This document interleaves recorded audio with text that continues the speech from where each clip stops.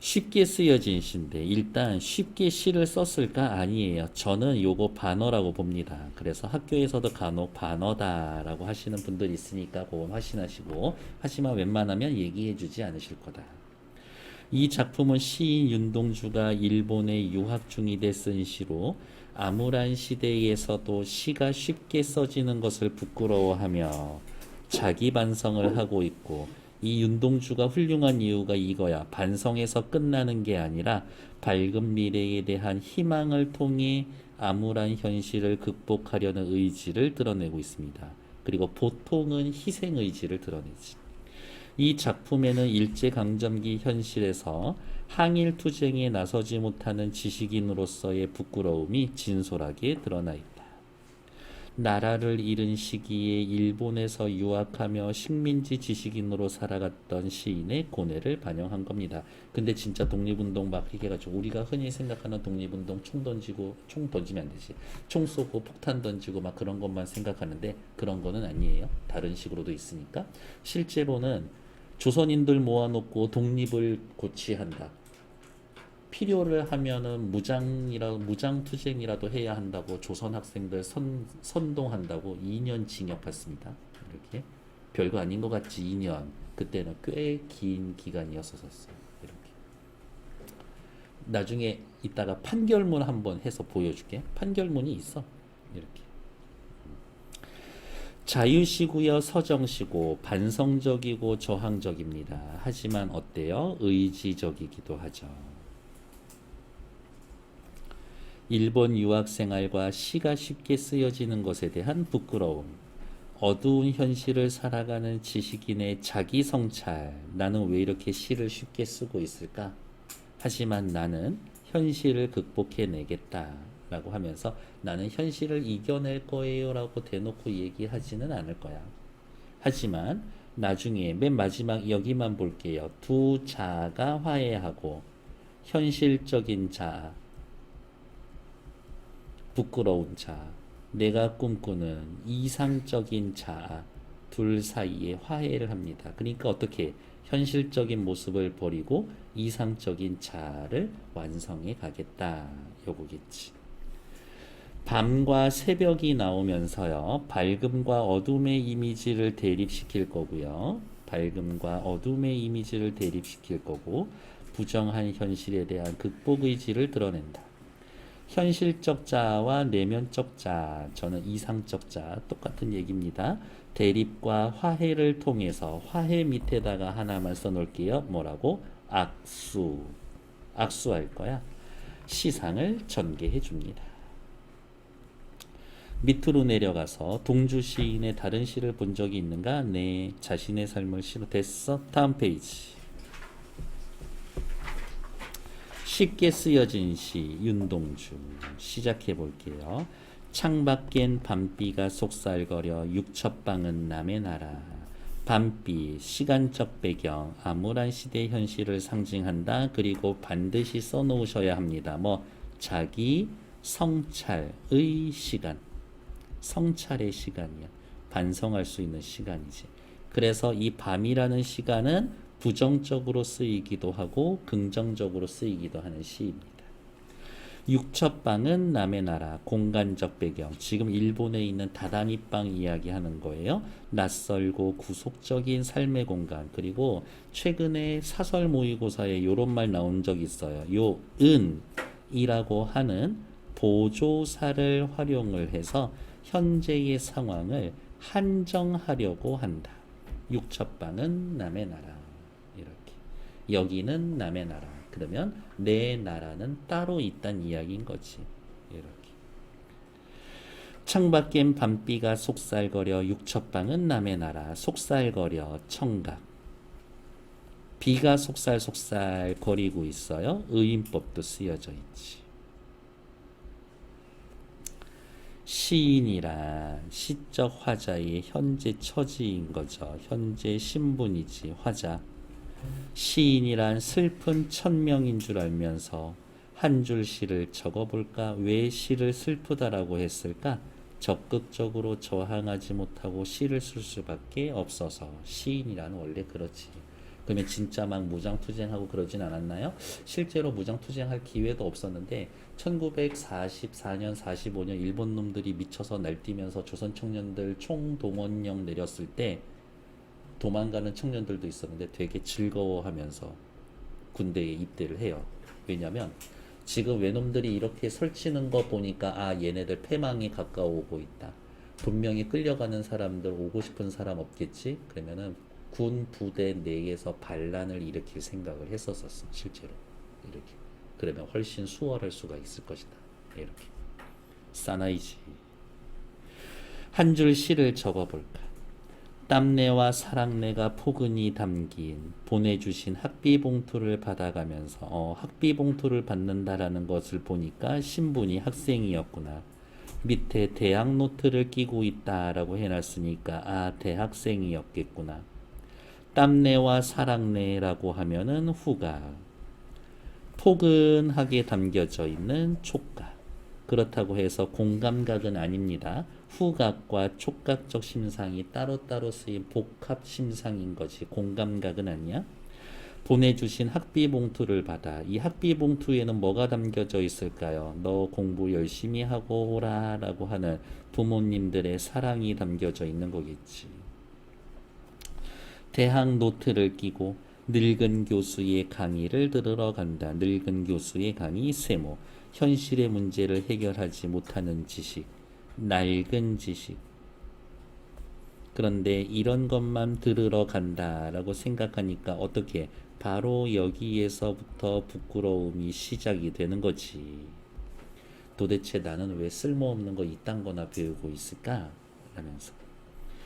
생각해보면 어린 때 동무들 하나둘 죄다 잃어버리고 누구 때문에? 외놈들 때문에. 나는 무엇을 바라면서 나는 다만 홀로 침전 가라앉고 있는 것일까? 나는 도대체 왜 이렇게 무기력하게 퍼져서 살고 있는 걸까? 상실감과 회의감을 느낍니다. 그러면 여기 잃어버리고 옆에다가 상실감. 난 도대체 뭐 하는 걸까? 회의감. 회의감이라는 말뜻은 의심을 품다 이런 뜻이죠. 홀로 침전하고 있는 것일까? 가라앉고 있는 것일까? 인생은 살기 어렵다라는데 일제강점기인데 쉬가 이렇게 쉽게 쓰여지는 것은 부끄러운 일이다. 이제 본격적으로 반성이 시작되고 있죠. 어렵다, 쉽다. 인생은 어렵다, 시는 쉽다. 그래서 대조. 무기력한 자신의 모습을 성찰하고 있습니다. 육첩방은 남의 나라 밤비가 속살거려. 어머 이거 1년하고 완전 비슷하게 생겼죠. 1년의 변주. 근데 어떤 변주가 있었지? 1행과 2행의 순서가 바뀌어져 있죠. 그래서 옆에 어두운 현실을 재인식합니다. 그런데 행을 앞뒤로 바꿔 놓음으로써 행의 순서를 바꿈으로써 시적 화자의 세상에 대한 인식이나 내면 심리의 변화가 있음을 암시해 주는 거지. 그러니까 지금까지는 소극적으로 살아왔었는데 이제는 그렇지 않겠다. 등불을 밝혀 어둠을 조금 내밀고 시대처럼 올 아침을 기다리는 최후의 나. 등불 밝아, 어둠 어두워, 아침 밝아. 바로 여기가 밝고 어두움의 대비, 명암 대비가 여기에 나타나는구나. 등불, 외놈들에 대한 저항 의지를 밝혀서 어두움, 일제강점기를 내몰고 시대처럼 저는 요 시어가 중요해요. 올 수도 있는이 아니라 확실히 올 거야. 희망찬 미래에 대한 확신이 있어. 그것을 기다리는 최후의 나. 얘는 좋은 나지. 그래서 내면적인 자아. 이상적인 자아, 내면적인 이상적인 자아. 나는 나에게 작은 손을 내밀어. 앞에 나가 손을 내미는 거죠. 그러니까 얘가 내면적 자아지. 나에게 작은 손을 내밀어 눈물과 위안으로 잡는 최초의 약수. 분열된 자아의 화해와 화합. 화해와 화합을 통해서 이 시대를 이겨나가겠다라는 의지를 다지고 있음. 이렇게 하면 되고, 볼펜이나 형광펜으로 색깔 좀 구분할게요. 여기에 요 나는 내면적 자, 좋은 나고, 위로 올라와서 뭔가를 바라면서 가라앉고 있는 나는 현실적 자아지. 얘네들은 현실적 자아죠. 소극적이고 무기력하지. 하나 더 있어요. 어디에? 여기 뒤에 나오는 나. 제대로 된 애가 약간 좀 문제 있는 애한테 손을 내밀겠지. 그렇게 받아들이시면 될 것 같아요. 괜찮나요? 네.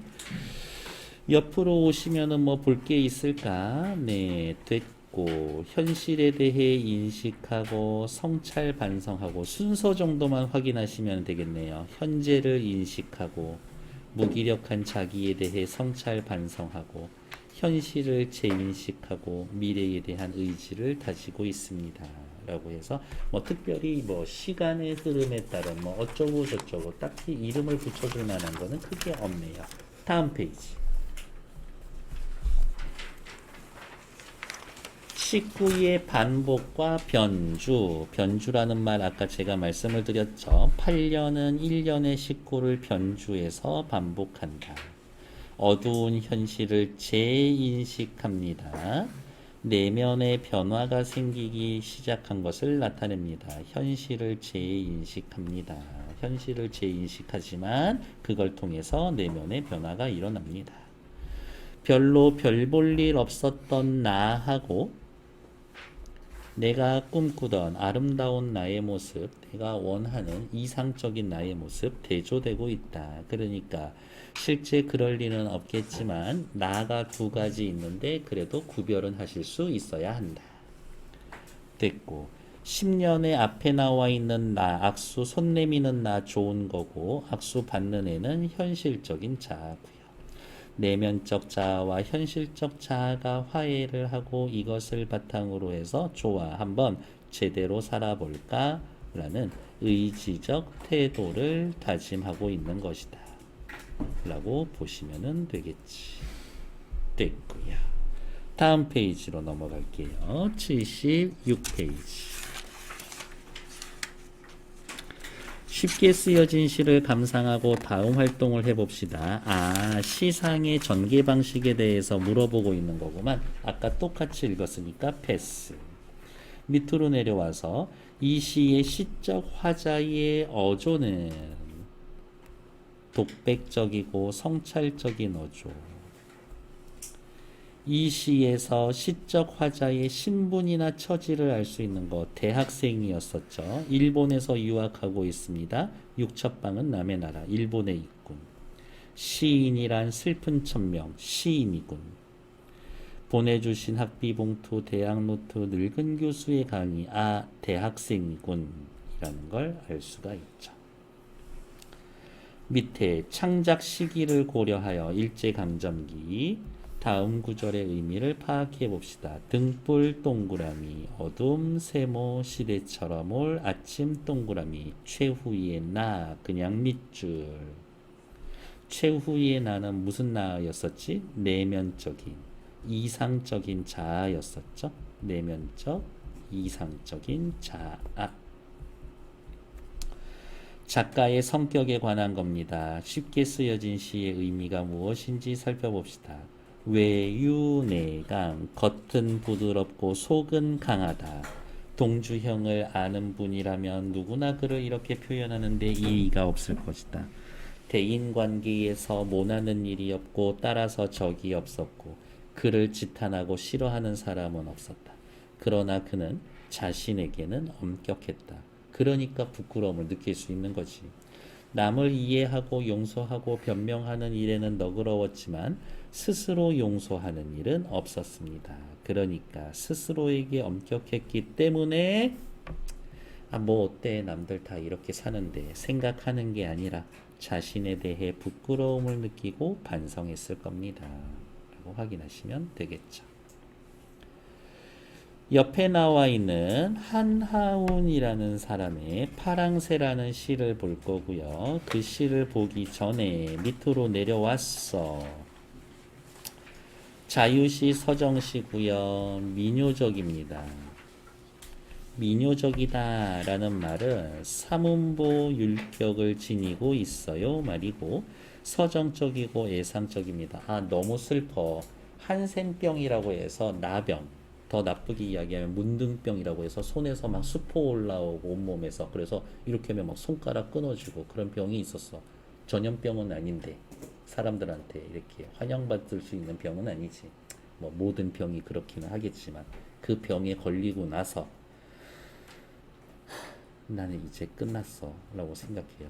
뭐라고 자기에게 이야기하면 이 병에 걸리고 났었을 때 아 나에게 인간 폐업령이 내려졌어, 그렇게까지 이야기를 해요. 자유로운 삶에 대한 소망을 합니다. 병 걸리기 전에. 민요조 삼음보 선명한 색채의 이미지, 특히 무슨 색? 당연히 파란색. 왜 당연히 파란색? 시 제목이 파랑새니까요. 반복과 수미상관, 자유로운 삶에 대한 소망을 강조해 줍니다. 위에 거 요거 먼저 볼게요. 나 먼저 볼게요. 고향 땅 함흥에 돌아왔으나 이 꼴로 집에 돌아갈 수가 없다. 직장에서 잘리고 고향 가는 거예요. 더욱 동네 사람들의 눈이 무서워 도저히 밝은 낮에는 들어갈 수 없었다. 하루 종일 밤이 오길 기다렸다. 사람이 안 다니는 들에서 종일 굶으며 기다려야 했다. 이제는 정말로 나 환자가 된 서러움이 가슴을 찢는다. 요게 위에 시를 쓰게 된 계기가 되는 것이. 나 환자 생활로 입학하는 분함과 서러움에 하루 종일 잔디에서 울었다. 내가 나를 생각해 보아도 내 값이 정말 한 푼어치도 되지 않을 것 같았다. 세상에서 나 받아줄 사람은 하나도 없어. 이제 너무 슬프지 않아? 이 말? 인간 폐업령이 내려졌다. 이 원한을 피를 토하고 통곡을 했다. 몇백 번 고쳐주고 자욱자욱 피 맺힌 서러움과 뉘우침이 가득한 나 환자라는 것을 비로소 알게 되었다.